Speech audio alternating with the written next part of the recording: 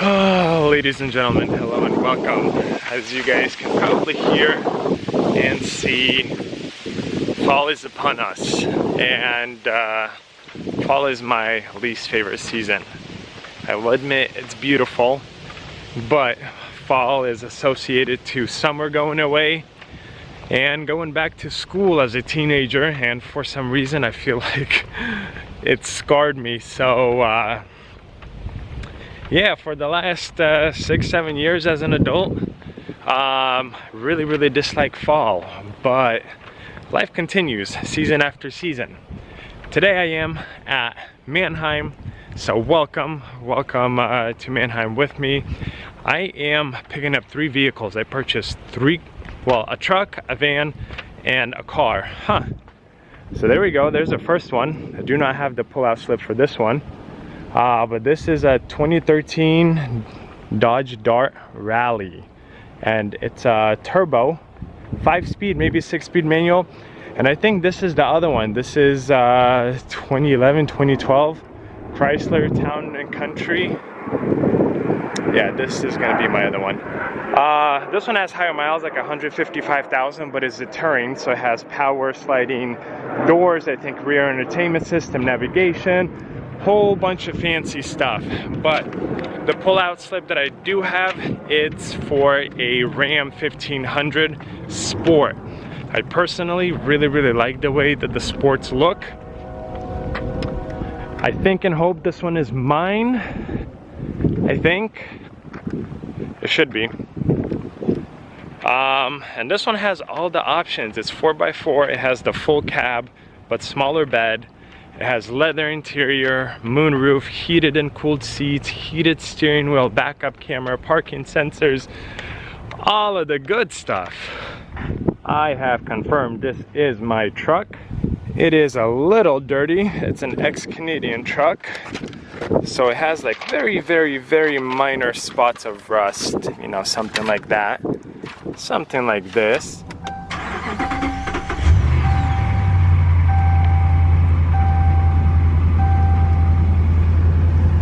But I did drive this truck. It runs really well. I did not notice any issues when I drove it. The miles set at 102,300. We do have a backup camera. Yeah, so this truck, 2012, 2013, something like that, I paid $19.5 for, which I would say is actually a very good price considering Kelley Blue Book value on this thing is like 27,000, so I got it well under. And unless something crazy comes up with this thing, I should make really good money on it. So we're gonna pull it out, and then I think I'm gonna take it to the lot, and then Dad is gonna join the video, and we're gonna pull out the other 2 with him.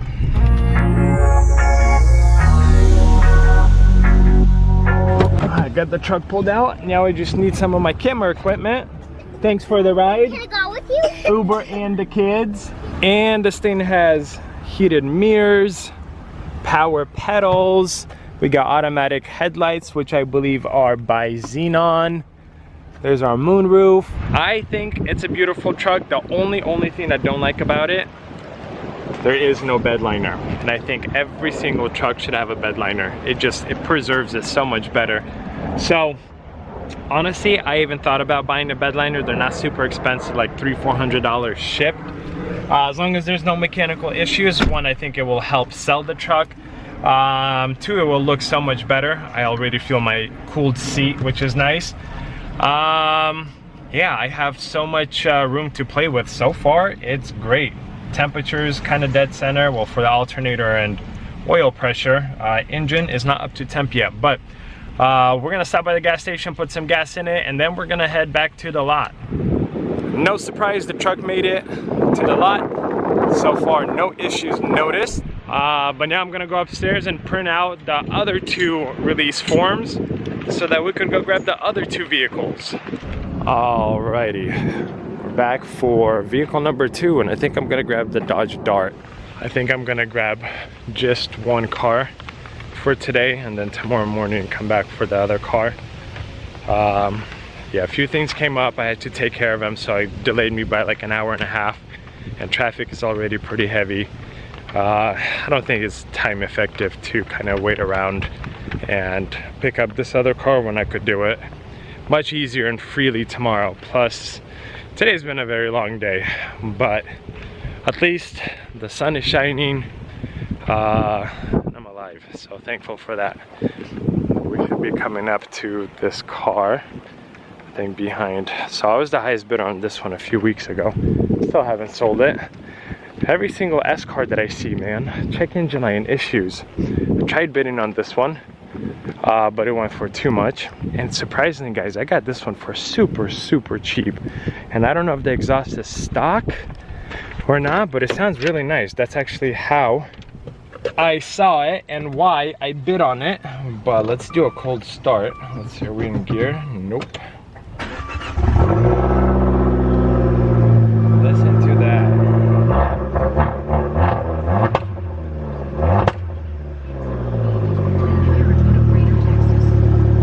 Like I said, I don't know if it's stock or not. Left turn signal out, but we do have a clean dash aside from that. This is the one car I had on my list, but I did not inspect because it wasn't in lane. So I literally bid on it as it was going through the auction block. And I guess we'll see if this was a good purchase or not. This is, I think, from the 3 cars, the only one that I did not drive or inspect. But we have a 6-speed manual. That's actually pretty cool. Which has decent burps and pops and whatnot. And this is a turbo. But from what I know, it only makes like 160 horsepower. So it's not very impressive. But I think for someone who wants a fairly decent looking manual with a turbo, it's not bad. And miles on it are washer fluid low. Okay, miles on it are right under 92,000. So I wouldn't even say the mileage is that high. But anyways, let's pull this thing out and we'll go from there. Dodge Dart made it, truck made it.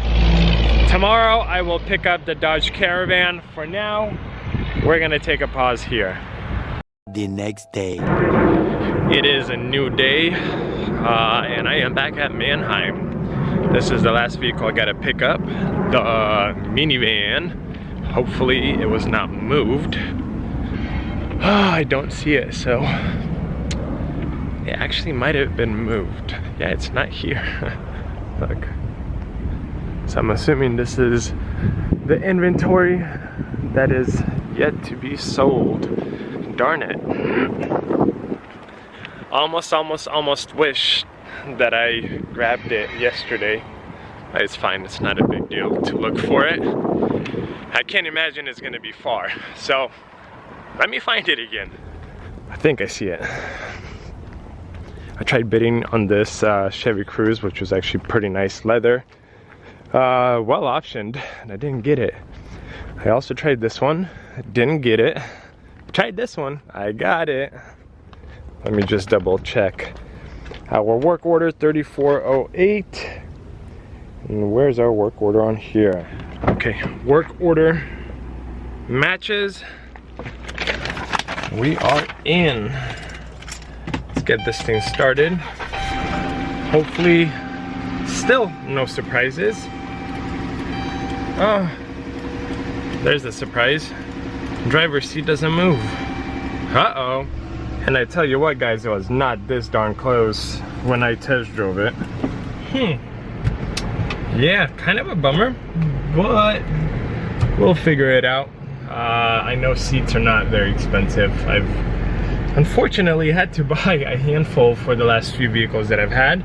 About 80 bucks to 100 bucks, so if anything, we'll replace the seat. So the only light we have is TPMS, and we are low on fuel. So first stop is going to be gas station. A few minutes later. Guys, if I have ever felt like a father in a minivan, it is now. Fanny pack, minivan, getting fuel, and I am sitting unbelievably close to the steering wheel. This is so awkward to me. Minivan made it, and although it's like still warm out, wind is definitely picking up. Fall is coming. The thing runs really well, super comfortable, very smooth. More or less exactly what you would expect from a minivan. I think as it sits, I paid like 3,200 bucks for it, which I would say is pretty cheap. I'm gonna get it detailed and then try to sell it for 5 grand. More or less the goal right now is to keep vehicles moving and moving rather quickly, because guys, my lot is full. That's why I actually parked it outside, because I literally have no space at the lot as of right now. But this truck is gonna be gone probably today. This truck will be gone in a few days. It's going to body shop for repairs. Trailer hopefully will get picked up today, and that will definitely give me some breathing room, but we'll go from there. As of right now, I'm packed. I am packed. 2 hours later. Alrighty guys, 3 vehicles were purchased in this video. 3 vehicles made it back to the lot. The minivan, the seat issue where it's not moving, turned out to be a blown fuse. I genuinely kind of forgot to grab the camera and record it, but it's a blown 40 amp fuse. We swapped it with another one and the seat was able to move back and forth. So put the other fuse back in, and I need to get a 40 amp fuse for the minivan detail, and that one's good to go. No issues with that one. The Dodge Dart, upon driving it a little bit more, higher RPMs, maybe like 5,000–6,000 RPMs when you're kind of pushing it a little bit harder. I feel like the clutch is slightly slipping, like 10%. Very minor, and you only notice it at higher RPMs. But if I'm gonna retail it, I want to take care of it. I already looked at new clutches. They are roughly $400, maybe a little bit more, $450, plus labor to replace them. So I don't know how much the mechanic will take for that job, but for this car I pay like $3,300. Even if I put another $1,000 into it. Engine bay is detailed, interior is detailed, oil is fresh, it runs great. Otherwise, I think it's a nice color combo, nice wheels, it has navigation, backup camera. It sounds really great. So putting in another $1,000, it's at what, $4,300. These are selling for 7, 8, 9 grand right now. So I think I have a lot of room to make a decent profit, even after putting in a new clutch. Plus, you know, a new clutch is a new clutch. That will increase the probability of the sale. I'm not saying it's gonna increase the value of the car, but if someone is gonna look at a manual vehicle and comparing a regular one to one that has a new clutch, of course they're gonna lean more towards the one that has a new clutch. So that's the plus side on that. The Dodge Ram, or Ram 1500, it's not Dodge anymore. Ram 1500 runs almost flawlessly. There's a very slight hint of rear end noise, the rear differential. It has a little over 100,000 miles, like 102. So if the rear diff has never been serviced, inspected, it's probably a good idea to get that done. That truck, I'm 19.5 in it right now. It will need a minor detail and then take care of the rear diff.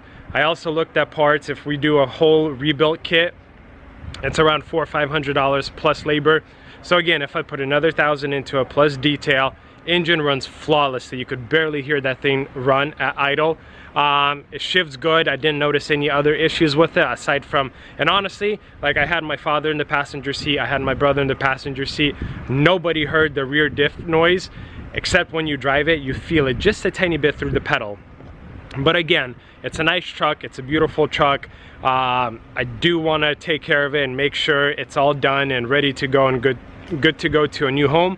So I'm probably, I mean, maybe top I'm looking at $1,000 to get that one dialed in. So 19.5, I'll be 20.5 in it. Say 21, it books at 27 grand. I mean, there's thousands of dollars on the table for that truck, and it's a beautiful truck. So those are the 3 vehicles. This is what I know up to this point. I think the minivan was probably the more successful purchase up until now, because it's literally essentially ready to go. But that's what it is. I appreciate you guys watching. Thank you so much for your support. If you are not a subscriber, consider subscribing. I have a very special car coming to the channel. It's worth over $100,000. So this is by far the most expensive car that I have purchased, the most expensive car that you guys have seen on the channel, and I did pay close to $100,000 for it. So yeah, if you're not subscribed, subscribe to the channel and drop a comment in the comment section below. Let me know what you guys think. What car is coming to the channel? It's an on-runner, by the way, so it's gonna be a rebuild video. Thanks so much for watching. See you guys in another video.